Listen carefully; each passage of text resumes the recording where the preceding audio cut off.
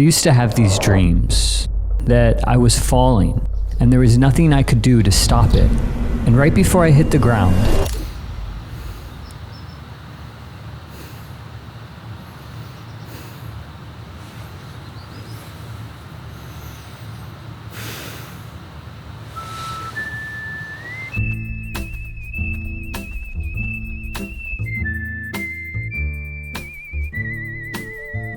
I've been pursuing my dream for about 2 years, but it all started here.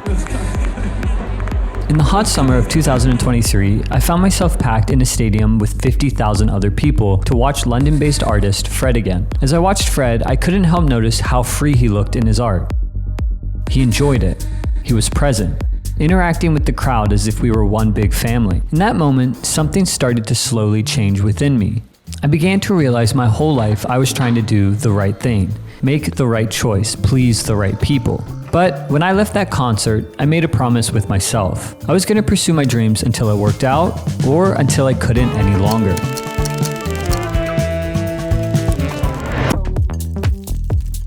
The first year went exactly as one would expect. Try, fail, try again, and fail again. This would go on for days, weeks, even months with no end in sight. Eventually, self-doubt would find its way into my daily life, and I began to lose hope. Until something almost impossible started to happen. Without any warning, people started to watch, relate. They started to share, and slowly a community started to build.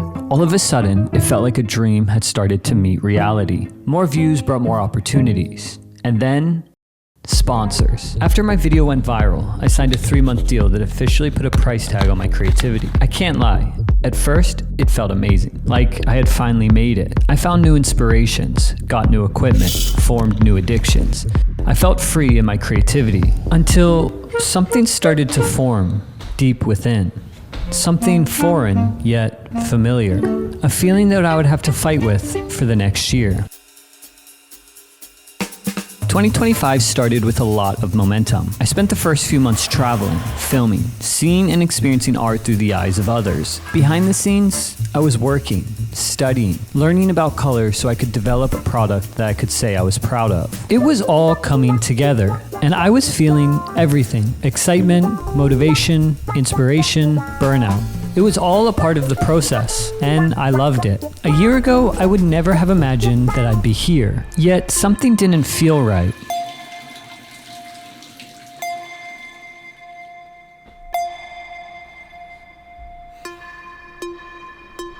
I decided it was best to take a few weeks off. World-renowned chef, best-selling author, award-winning host of Parts Unknown, and our friend, Anthony Bourdain.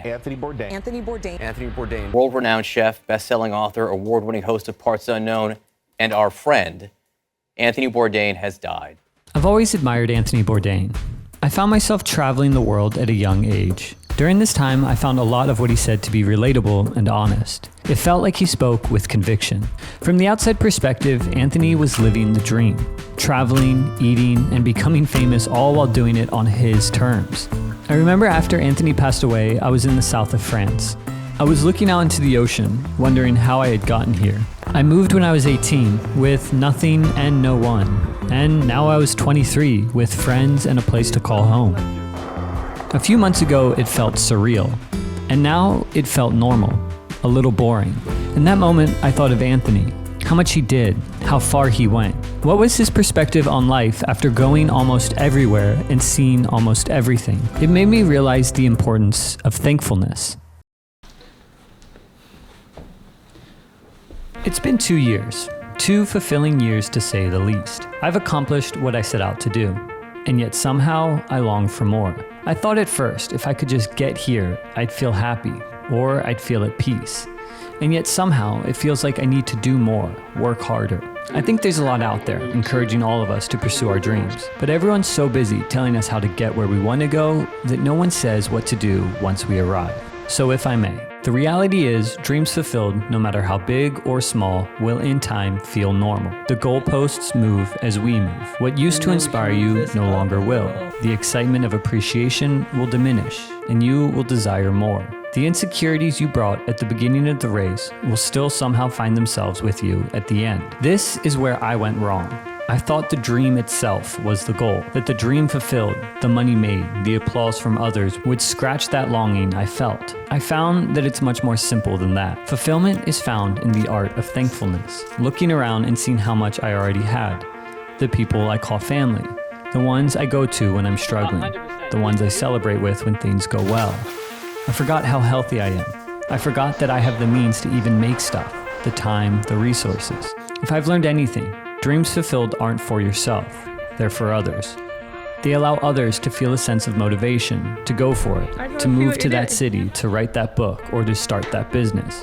But what's important is to remind them that no matter if it works or not, it won't add any more value to your life. People may applaud, you may accumulate wealth, but real peace and real success is finding thankfulness in any circumstance and sharing that with others.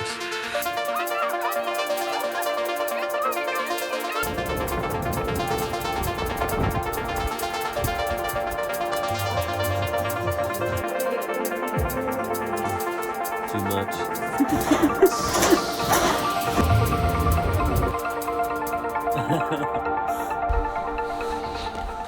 Wow, I can't believe it's been 2 years. My life has changed so dramatically in all the best ways and in a lot of hard ways. And before I get into all that, let's just do a quick word from our sponsor. These are the most cinematic and efficient lights I've ever used, and they're from SmallRig. First up is the SmallRig RF 10C portable zoom LED light. This thing is compact, but don't let the size fool you. It's incredibly versatile. Even though it's incredibly small, it packs an incredible punch, allowing me to light any scene with any color at any time. This is the first time a light the size of a flashlight can light a whole scene with soft shadows and highlights. But the best thing about this compact and small light is that it also comes with filters that allows you to adjust and change the way the light looks, which means you now have an endless possibility of lighting your scene to look any way you want.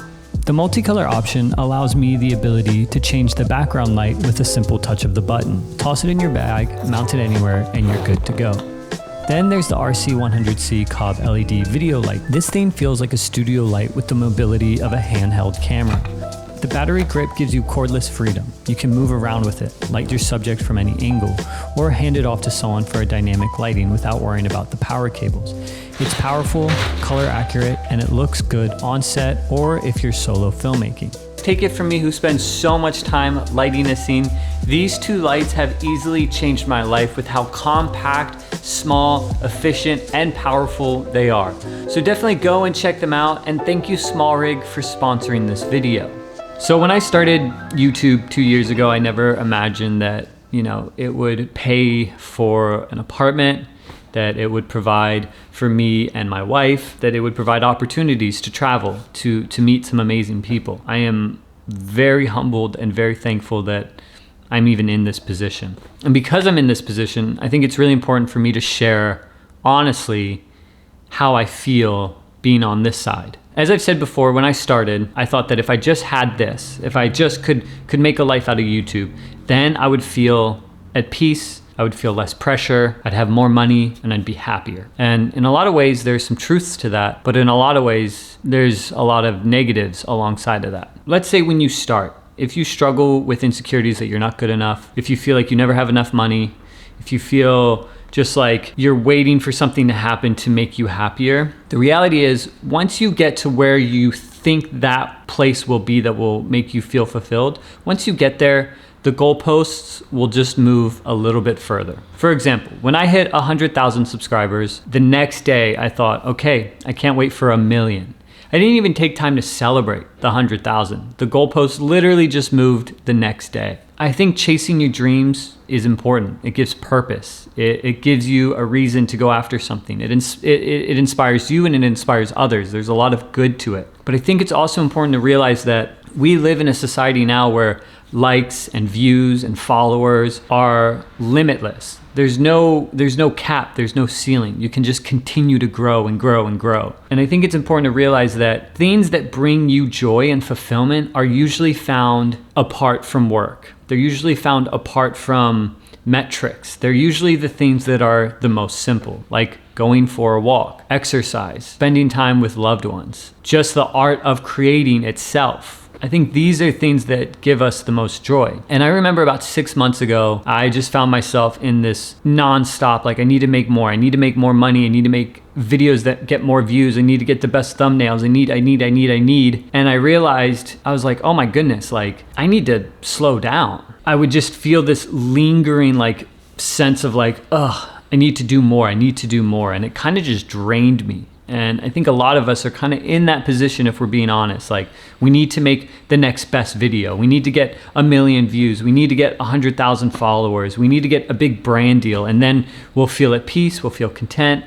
And I don't know if that's necessarily true. I know for me, it's kind of funny because I'm in this position, but those aren't the things that give me the thankfulness. Anytime something like that happens, I hit another accolade, I get a big sponsor, it almost stretches my appetite. And then I find myself, once it passes, wanting more, like craving, oh, I need a bigger sponsor. I need a bigger video. I think that is damaging. I think that can be harmful. I think what I'm trying to say in all of this is the importance of thankfulness, the importance of whether you're a beginner, whether you're an expert, whether you're someone in the middle, that the outside accolades, they're not gonna fulfill that hole that you feel. I feel like thankfulness, the art of gratitude, looking around you and being like, all right, I'm not where I wanna be, but I'm thankful that I'm even in this opportunity to make stuff, to try, to fail. I always try to keep it honest and straightforward at the end of these videos. Do hear that I am thankful. I literally am so thankful that I'm here. Yeah, guys, thank you so much for being a part of all this. Here's to 2 years. I can't wait to make another one in a year to see where I'm at. If you've made it this far, please let me know what you think about all of that. Leave a comment saying you're part of the 20% of the people that actually finish the video all the way through. And I'll see you all in the next one. Peace.